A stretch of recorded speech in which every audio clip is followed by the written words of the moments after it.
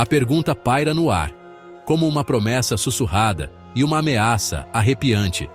É uma questão que nos persegue desde tempos imemoriais. Uma dúvida que se infiltra em nossos sonhos e pesadelos. Será que alguém realmente pode fazer um pacto com o diabo? A ideia de vender a alma em troca de poder ou conhecimento é tão antiga quanto a própria humanidade. A mera ideia nos dá arrepios, evocando imagens de figuras sombrias e acordos infernais. É um conceito que transcende culturas e épocas, sempre presente em nosso imaginário coletivo. Ela fala de um medo primal, uma fascinação pelo proibido, algo que nos atrai e nos repele ao mesmo tempo, como uma chama que não podemos deixar de olhar, mesmo sabendo que pode nos queimar. Somos atraídos por histórias daqueles que ousaram dançar com a escuridão, para vislumbrar o preço do conhecimento proibido ou do desejo mundano. Essas narrativas nos oferecem uma janela para o desconhecido, um vislumbre do que poderia ser, se tivermos coragem ou imprudência suficiente. Mas o que há nessas histórias que continua a prender nossa imaginação?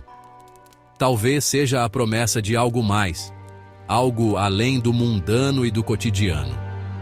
Ou talvez seja o medo do que podemos encontrar se olharmos muito de perto. Seria a emoção do desconhecido, o fascínio pelo poder ou um impulso mais sombrio que reside em todos nós? A alma humana é uma coisa complexa e frequentemente contraditória, capaz tanto do bem quanto do mal. Em cada um de nós, há uma batalha constante entre a luz e a escuridão, entre o desejo de fazer o bem e a tentação de ceder ao mal. Talvez o fascínio duradouro pelos pactos demoníacos esteja em sua exploração dessa dualidade, da linha tênue que separa nossas aspirações mais nobres de nossos desejos mais sombrios. É uma dança perigosa, mas irresistível, que nos força a confrontar quem realmente somos.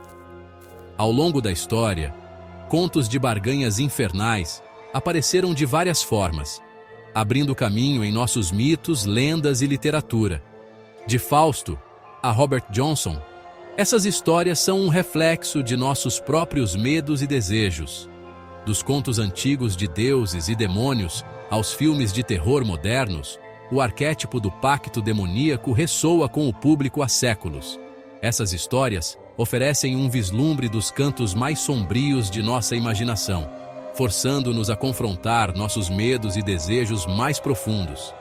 Elas nos lembram que, por mais que desejemos poder ou conhecimento, há sempre um preço a pagar. E esse preço pode ser mais alto do que estamos dispostos a suportar.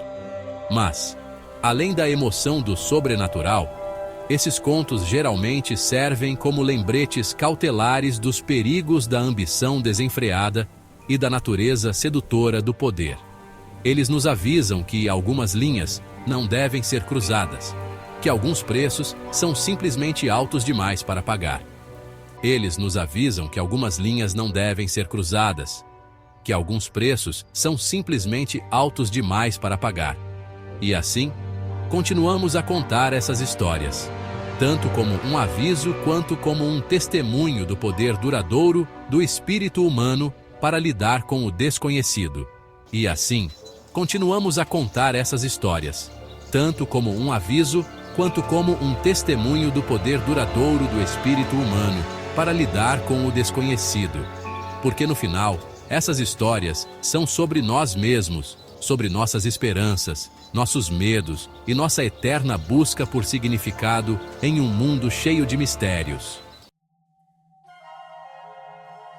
O período medieval, com suas florestas sombrias e catedrais imponentes, forneceu terreno fértil para histórias de pactos demoníacos. Era uma época em que o desconhecido e o sobrenatural permeavam a vida cotidiana, e as fronteiras entre o real e o imaginário eram frequentemente indistintas. Era uma era de profunda fé religiosa, mas também de superstição e medo. As igrejas eram centros de vida comunitária, mas também locais onde o medo do inferno e da condenação eterna era constantemente reforçado. O diabo era visto como uma presença muito real, constantemente à espreita nos limites da experiência humana, tentando os fiéis e predando os fracos. As sombras nas aldeias e cemitérios eram frequentemente associadas a espíritos malignos e forças demoníacas. Nessa atmosfera de ansiedade espiritual, histórias daqueles que haviam sucumbido à tentação serviam tanto como avisos quanto como explicações para o infortúnio.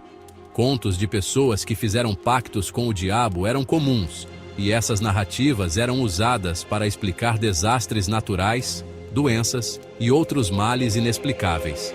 A lenda de Fausto, um estudioso que vende sua alma ao diabo por conhecimento e poder, emergiu como uma poderosa história de advertência. Fausto, em sua busca insaciável por sabedoria, representa o perigo da ambição desmedida e da curiosidade que ultrapassa os limites do aceitável.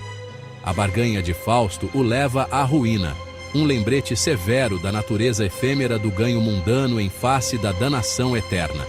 As ruínas de castelos antigos e os rostos angustiados dos que caíram em desgraça servem como símbolos visuais dessa advertência. Mas não foram apenas personagens fictícios que foram acusados de se associar ao diabo. Na vida real, muitos foram acusados de heresia e bruxaria, muitas vezes sem provas concretas. A caça às bruxas que varreu a Europa durante esse tempo viu incontáveis indivíduos, principalmente mulheres, acusados de fazer pactos com demônios em troca de poderes mágicos. Essas mulheres eram frequentemente marginalizadas e vulneráveis, tornando-as alvos fáceis para acusações infundadas. Essas acusações, frequentemente alimentadas por medo, ignorância e ansiedades sociais, resultaram na tortura e execução de milhares. As cenas de tortura e os carrascos preparando-se para a punição são testemunhos sombrios da crueldade humana. O destino trágico daqueles acusados de bruxaria serve como um lembrete arrepiante dos perigos do medo desenfreado e da perseguição. As execuções públicas eram eventos que atraíam multidões, refletindo a fascinação mórbida da sociedade com o sofrimento alheio. Destaca o poder das histórias de moldar crenças e as consequências devastadoras quando essas crenças estão enraizadas na superstição e na intolerância. Os contadores de histórias medievais desempenhavam um papel crucial na disseminação dessas narrativas, influenciando a percepção pública e perpetuando mitos. O período medieval, com sua mistura potente de fervor religioso e paranoia social, deu origem a alguns dos contos mais duradouros de pactos demoníacos. As igrejas sob céus ameaçadores e as aldeias sob nuvens escuras são imagens que evocam a atmosfera carregada da época. Essas histórias, transmitidas de geração em geração, continuam a ressoar em nós hoje, oferecendo um vislumbre das ansiedades e crenças de uma era passada, enquanto nos lembram da capacidade humana duradoura para o bem e o mal. Os manuscritos medievais e os contadores de histórias ao redor do fogo são símbolos da transmissão contínua dessas narrativas, que ainda hoje nos fascinam e nos ensinam lições valiosas sobre a natureza humana. Além das grandes narrativas da literatura e da história, o tema do pacto demoníaco também encontrou um lar no reino mais íntimo do folclore. Essas histórias, muitas vezes contadas ao redor de fogueiras ou em noites escuras, capturavam a imaginação das pessoas e se tornavam parte de sua cultura e identidade. Transmitidos de geração em geração pela boca do povo, esses contos refletiam os medos e desejos cotidianos das pessoas comuns. Eles eram uma forma de transmitir sabedoria e alertar sobre os perigos que espreitavam na vida cotidiana. Eles falavam de encontros com figuras sombrias em encruzilhadas, de barganhas feitas por amor, riqueza ou simplesmente um momento de trégua das dificuldades. Cada história tinha seu próprio toque único, mas todas compartilhavam um tema comum: o preço do poder. Muitas vezes, essas histórias serviam como contos de advertência, alertando contra a ganância, a inveja e os perigos de se desviar do caminho da retidão. Elas ensinavam que o desejo de obter algo rapidamente e sem esforço poderia levar a consequências desastrosas. O diabo, nessas narrativas, não era meramente uma figura do mal cósmico, mas um vigarista astuto, sempre pronto para explorar a fraqueza humana e reivindicar uma alma com uma promessa sussurrada ou um contrato habilmente redigido. Ele era um mestre da manipulação, conhecendo os desejos mais profundos das pessoas e usando isso contra elas. A imagem da encruzilhada tornou-se um motivo recorrente no folclore, representando um lugar de escolha e perigo potencial. Era um símbolo poderoso de decisão e destino, onde cada caminho poderia levar a um futuro diferente.